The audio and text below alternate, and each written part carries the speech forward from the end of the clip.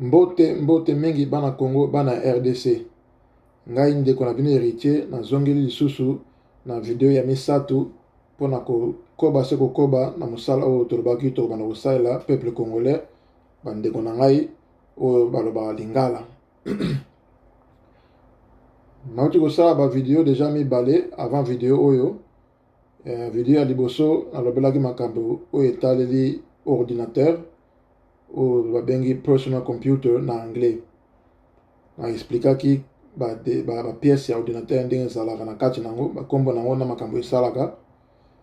Et puis video ya mibale oyo eutaki kolanda tolobelaki mayema tali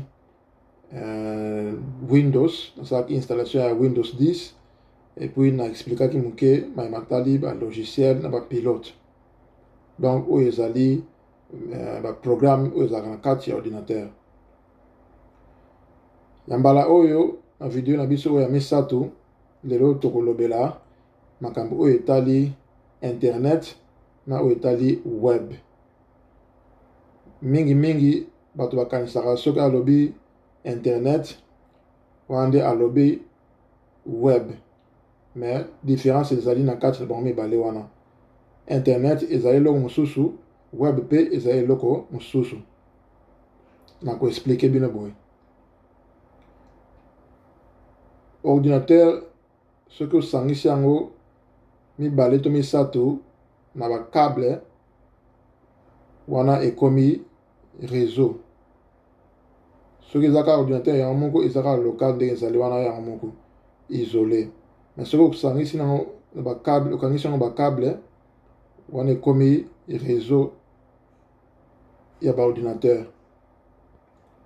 Neti na toloba neti na école to na mosala place ba ordinateur ezali ebele. Et puis ekozala na bâtiment moko ya 3 4 ba niveau ebele na ba ordinateur na chaque niveau, mais baza na communication entre ba ordinateur yango. Wana ba ordinateur wana ezali na même réseau. Réseau wana ebengami réseau local. Pona ezali ka na place moko. Ezali neti na bâtiment moko to na niveau moko. Wana ezali réseau local.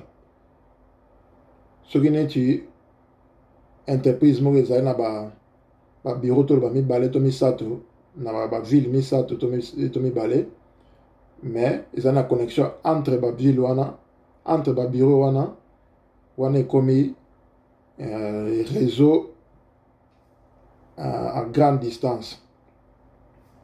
Réseau à grande distance ekozala entre ba bureau mibale na ville moko, entre ba bureau mibale na ba différentes villes, entre ba bureau na ba mboka pe différent to ba continent pe différent.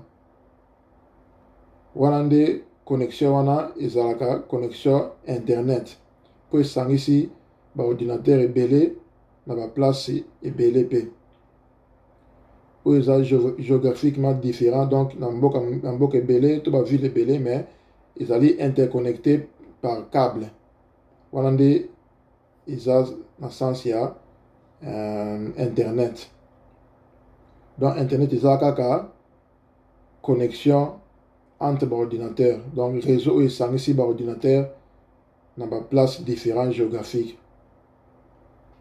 Siko oyo etali web nde ezali oyo babengi www oyo bomonaka ezalaka na liboso ya bakombo ya site web oyo ezalaka www.netyoutube.com, www.facebook.com na basite moko ya bongo.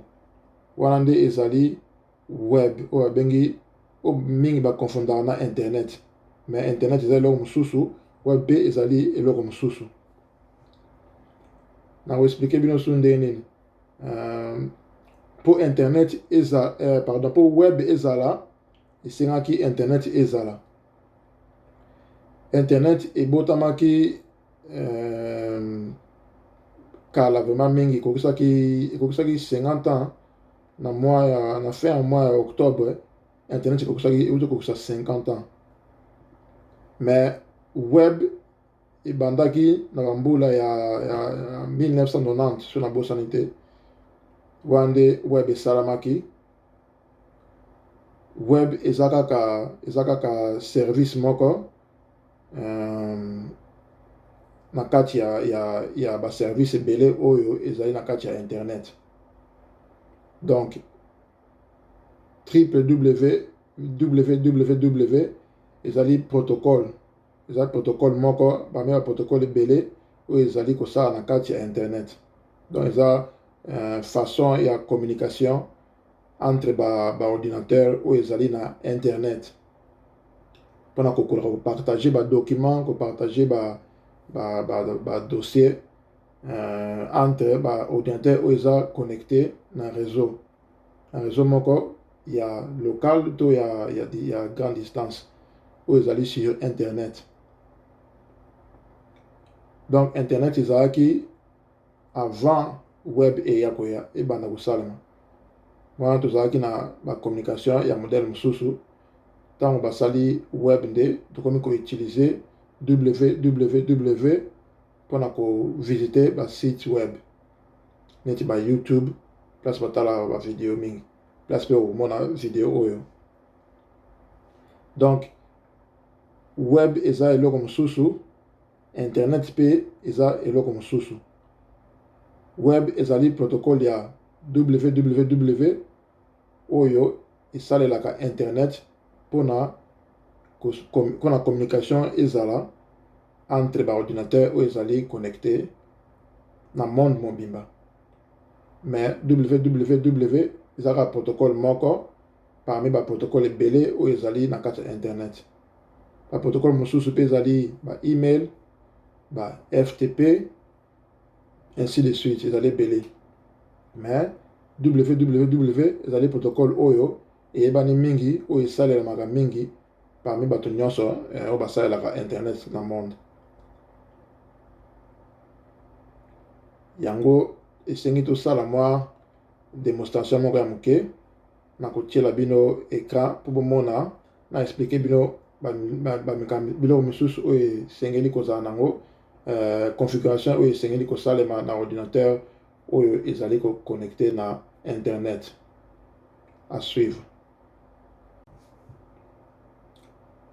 Bon, tozokoba sikoyo koba na mosala na biso toye awa sikoyo kosala demo oyo nalobaki démonstration nalobaki na kosala mpona kolakisa bino quelques parties oyo eza important na ordinateur mpona koconnecté na réseau internet mpona koutilize web. Ezali na biloko oyo esengeli ke toyeba ezali oyo babengi adresse IP, ezali na oyo babengi adresse MAC, ezali na oyo babengi serveur DHCP, mpe na oyo babengi serveur DNS, na oyo babengi routeur. Nyonso wana ezali obligatoire, oza obligé ya kozala nango mpona ordinateur na yo ekoka kose connecté par internet. Tokotala ndenge ezali configuré. Tozongi awa na ordinateur na biso oyo tosalaki mbala liboso oyo toinstallaki Windows 10 yango bozomona tocontrôle nano adresse IP na biso na nkombo ya ordinateur soki ezali nini. Toye na se awa bakomi taper ici pour recherche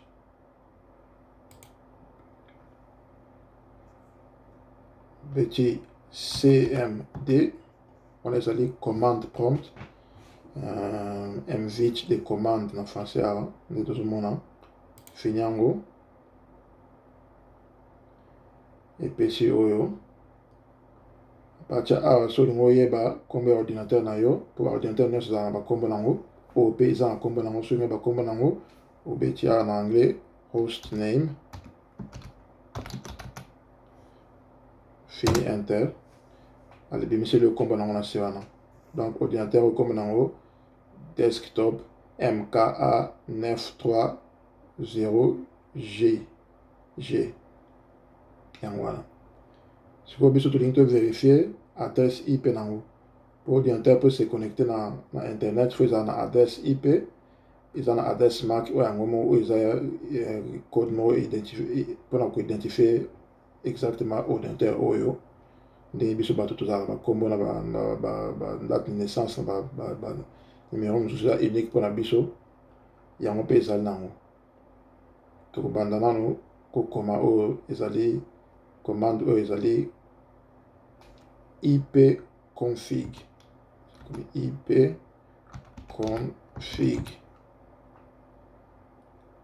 petit enter yango epesi biso awa liste moko connexion na biso ezali LAN oyo alobaki réseau local ezali adresse IP na biso totalela version 4 pour version 6 mpe kuta kobima mais tosalela version 4 na video yango wana ebimeli biso a 192.168.1.239 yango nde adresse IP ya ordinateur oyo soki ordinateur moko na internet ezoluka ya biso ekoyebela yango na nkombo na adresse IP oyo. awa na nse nango tozali na masque de sous réseau wana ezali numéro oyo ekoidentifie na réseau nini ordinateur na biso ezali. Po adresse oyo baordinateur ebele eza na même adresse sur place, eza na même adresse oyo ezali misato ya liboso oyo ti awa. Misato oyo eza adresse ya réseau na biso place tozali. Numéro ya suka oyo nde eza mpona ordinateur oyo tozotala sikoyo. Alors ordinateur wana nde evandi na sous réseau oyo. Soki tozalaki na baordinateur ebele awa place nga azali neti nalobaki na babureau oyo eza na baniveau ebele mwa na niveau moko eza na ordinateur oyo ya ngai baniveau mosusu esengaka tochange adresse oyo mpo ekoka koyebana na niveau nini baordinateur yango ezali na réseau nini.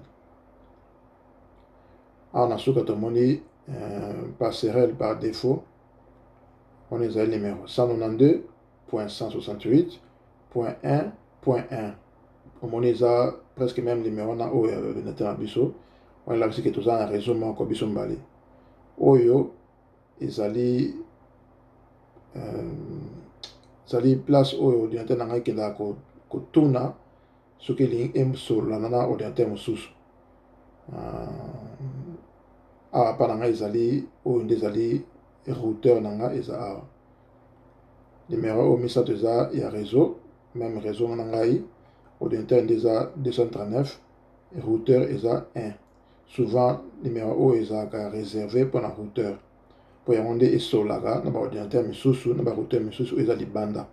soki neti oza na ndako routeur na yo eza na numéro oyo soki osola na adresse neti ya YouTube ntango obeti yango www.youtube.com routeur na yo etuni oyo eza place nini ale routeur nde eke libanda eke lokelo yango libanda ale ye kozongisela yango alomoni yango na ordinateur na écran na yo. sikoyo totala soki olingi ochange to olingi otya adresse mosusu po adresse IP ezali routeur mpe moto epesaka yango eloyisaka yango neti kodefisa yango defi yango pendant 7 jours standard eza defo ezalaka 7 jours mais okochange yango otya bajour nyonso olingi. sikoyo tokokende kotala configuration ya ordinateur oyo na matali adresse IP DNS na biloko mosusu eza bamoyen ebele ya kotalela yango mais oyo ngai nalakisa lelo ezali kokende na symbole oyo symbole ya écran wana wana ezali symbole ya réseau neti komi wana réseau accès internet ofini yango na bouton ya droite aloponi ouvrir les paramètres réseau et internet ofini mbala moko oyo eza Windows 10 à la partie awa nde fini modifier les options d'adapteur mbala moko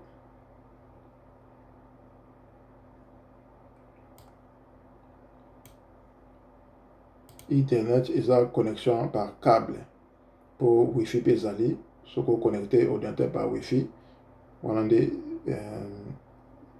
icône moko ebima susu awa ya Wi-Fi pe mais biso toza connecté par câble yango tomoni Internet yango fini yango bamoko na droite poni bapropriétaire.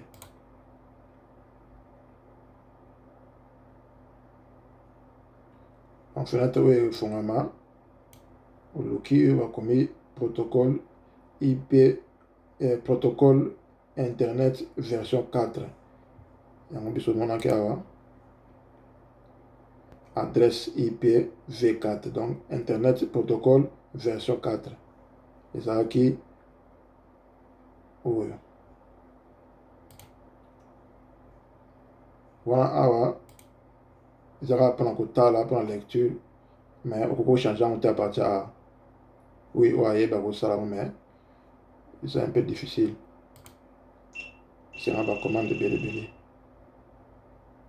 sikoyo toluki internet protocole version 4 yango wana tofini mbala moko et puis tofini bapropriétaire alibimisa biso sikoyo fenêtre oyo awa nde à partir ya fenêtre oyo nde okoki kochange adresse soki olingi manuel et puis ordinateur ezwaka baadresse IP na façon mibale façon oyo ezali manuel na oyo ezali automatique.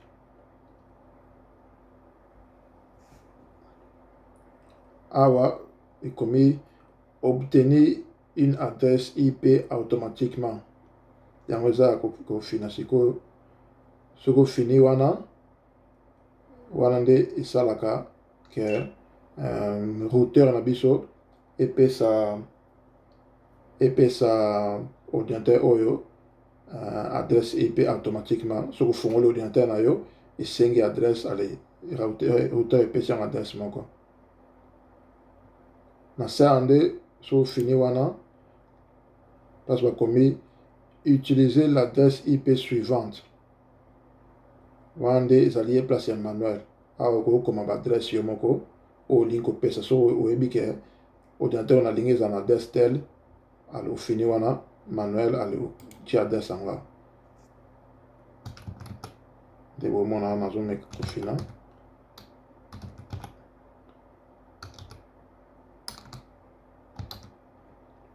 neti boye popesi masque wana etiaka deja yango moko par défaut etiaka 255.0 mais okochange yango na oyo oyebi oyo oza nango mpe et puis awa mpe opesi IP oyo ya routeur na yo ezalaka souvent même adresse ya misato ya liboso ya suka nde ezalaka 1 neti boye awa mpe opesi DNS oyebi DNS server na yo oui.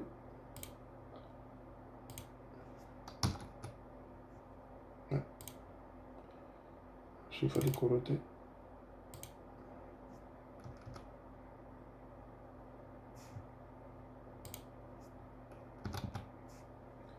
eza na serveur DNS préféré oya liboso et puis serveur DNS auxiliaire donc oya mibale so wana ya liboso esimbi te eluki na oya ya mibale ba DNS tokozongela yango nsima tokenda na expliquer oyo ezali adresse IP automatique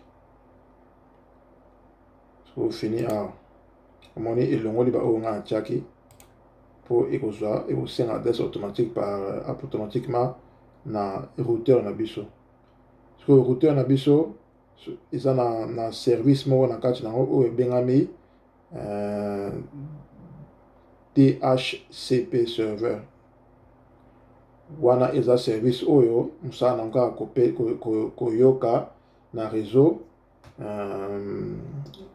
baappareil oyo ezosenga na réseau baappareil na réseau na bino wana oyo ezosenga adresse IP eti ordinateur na biso boye eza soki tofini na place ezali automatiquement wana soki todémarre yango esenga et mon un routeur et puis ça adresse IP pour ça et quoi ça la communication à internet wana des services on est en routeur na biso et puis ils a bien kotika ngo za automatiquement wana on besoin ko koyeba makambo ebele o esengi arte mais soko yebi yango so oza besoin nango ezala manuel configuration manuelle wana otiango partir a mais soko yebi makambo wana te ofinoka obtenir une adresse IP automatiquement wana ekosenga routeur opesa ngo adresse ali eosala mais mpona koyeba nde ezalaka ke soki ezali automatiquement neti oyo wana adresse IP oyo routeur opesa yo eza na temps moko limité epesaka période ya normalement ezalaka 7 jours après 7 jours wana mona renouveler yango epesi yo adresse mosusu so osali connexion na ordinateur oyo par adresse IP wana fo oyeba yango po ntango ekochange wana yo mpe omona connexion esala susu te mais so olingi nde ezala fixe indéfini wana nde ofini na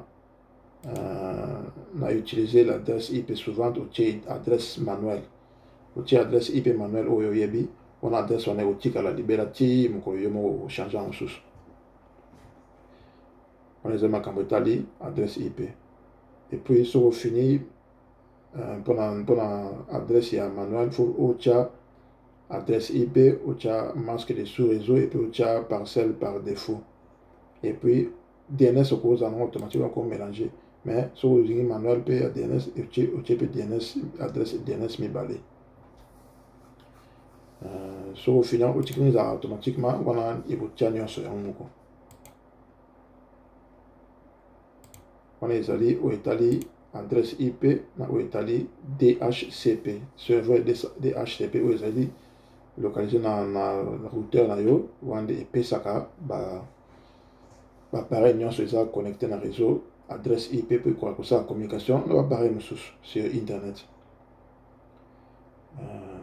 sikoyo DNS ezali mpona communiquer sur web mpona kocontacte baordinateur mosusu to kosenga basite web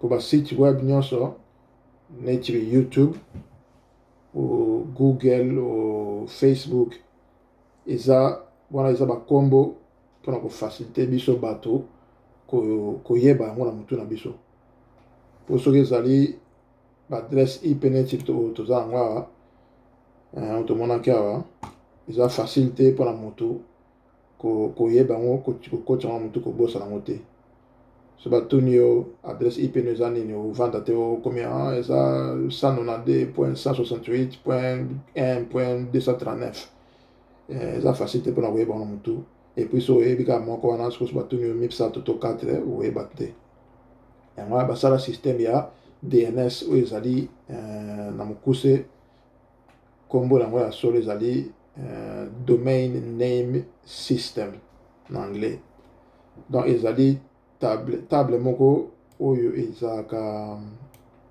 esalaka traduction ya basite web bakombo ya basite web na adresse IP loka baordinateur etravaille mingi na bachiffre ba 0 na ba 1 basite wana mpe eza na baadresse IP nango mais lokola biso bato tokokaka komémore bachiffre bien te ke bamo yango basala DNS mpona esala traduction ya bamo na chiffre donc soki biso toke na site moko web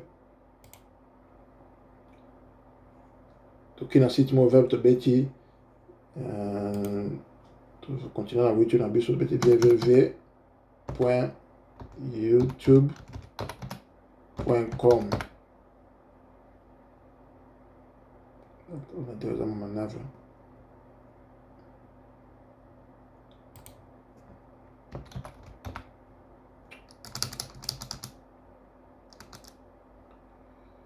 www.youtube.com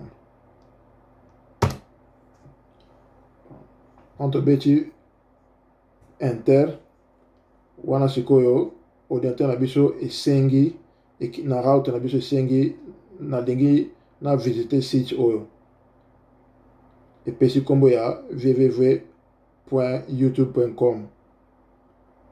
sikoyo route na biso eyebi ke nkombo wana eza na site moko eza na adresse tel esengi sikoyo DNS. route na biso etali liste nango ya DNS baadresse DNS emoni ke YouTube eza site wana eza na IP adresse oyo, donc ezali ke moto alingi nde atala site oyo alezwi site wana etindeli route atindeli ordinateur na yo. Donc DNS wana esalaka traduction entre YouTube ya nkombo na YouTube ya adresse IP mpona kosimplifie mpona bato bayeba site YouTube ke bayeba adresse IP ya YouTube. yango wana ordinateur biso esengaka tokoma adresse DNS mpona ntango yango elingi tuna site ya YouTube eza wapi ekotuna DNS oyo eza na adresse oyo totiaki awa. yango wana makambo etali adresse IP, serveur DHCP na serveur DNS. configuration oyo eza important na ordinateur nyonso olingi eza na connexion sur internet. soki wana eza te connexion internet mpe ekosimba te. yango wana démonstration moke na ngai nasala mpona mbala oyo wana mpe soki osali ochange baadresse wana okoki koverifie yango awa na invite de commande awa mpona koverifie ke adresse otiaki mpeza yango wana esimbi ya solo. voilà moke na ngai nalakisa ya mbala oyo yango wana namoni ke video na biso ekomi kosuka tokomi na suka tokokata awa mbala oyo mais obanga te bavideo mosusu ezoya bosabone na site na biso YouTube vraiment mpo mosala oyo nazosala yango mpona bino eza makambo oyo ngai nayebi deja me nalingi na partage na kabola na bandeko na ngai mpona koforme bandeko na biso kofungola biso mutu kolanda développement informatique na développement technique en général na informatique en particulier mpona kokende koavancer biso peuple congolais tozala besoin ya vraiment mboka na biso eke liboso mpona nini te kolanda domaine ya informatique mpo yango eza très important na avenir ya mokili mobimba ka ya biso te me ya mokili mobimba. voilà moki alingi aloba yango wana bosabone na chaîne na biso epuis bolike bavideo na biso bopartage vraiment ebele nalingi namona bato mingi batala video yango epartage ekende mpena mingi mpo ezosalama te mpo evandaka bongo me ezosalama mpo bato batala yango epuis boyekola. merci mpona mbala oyo. ciao.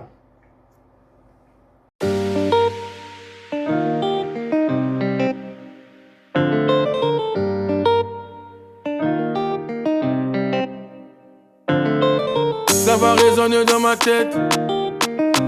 Je pense à une autre. Dans mes rêves, tout tard elle apparaît. Et tout ça me rend parano. C'est le cœur qui décide.